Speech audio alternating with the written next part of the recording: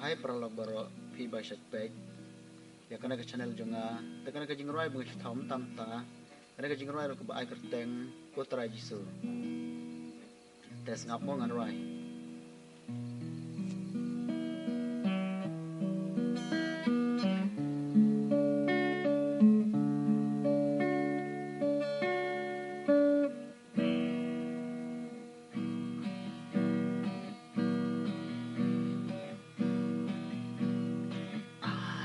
trai jisu ma me ba don bo yin yai burung ya me man la ka bo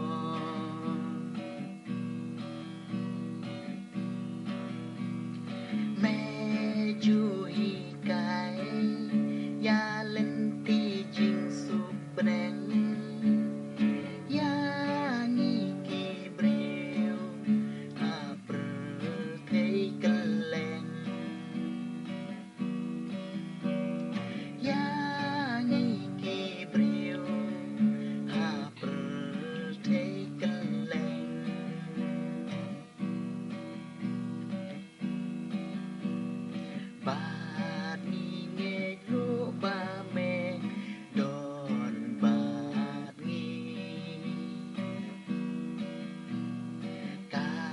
Siapa lek bawa beker medayangi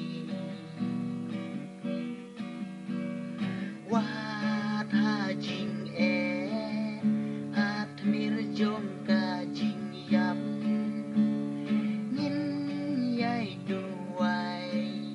ya me ba men yara nin yai duai ya me ba men yara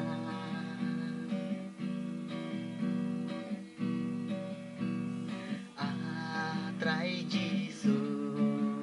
ya mengin yai syakri day tang ya me ngin nambat ngin mane trai jisu ya mengin yai syakri day tang ya me ngin nambat ngin mane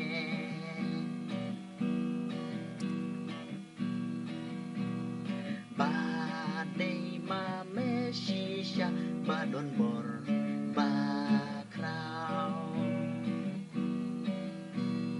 day tang ya me trai jisu ngi ken mau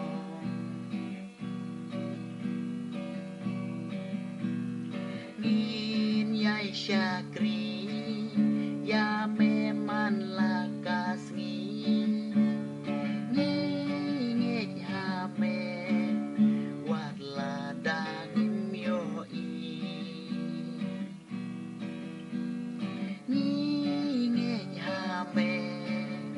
wat ladang myo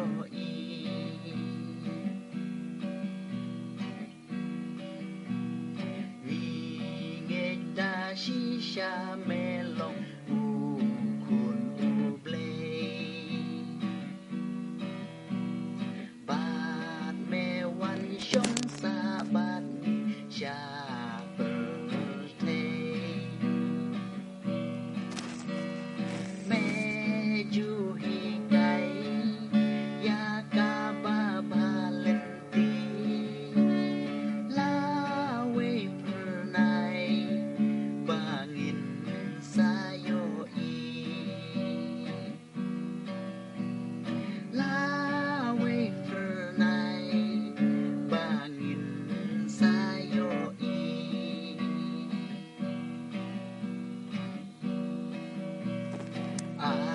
trai jisu ya mengin yai syakri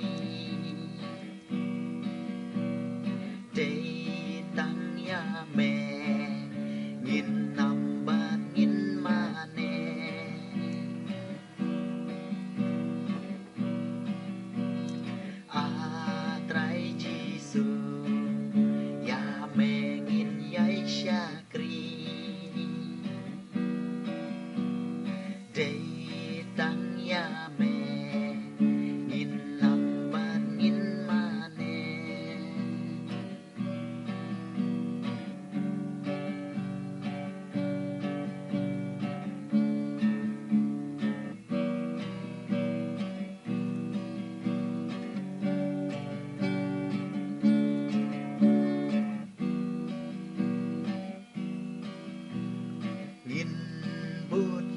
ca lừng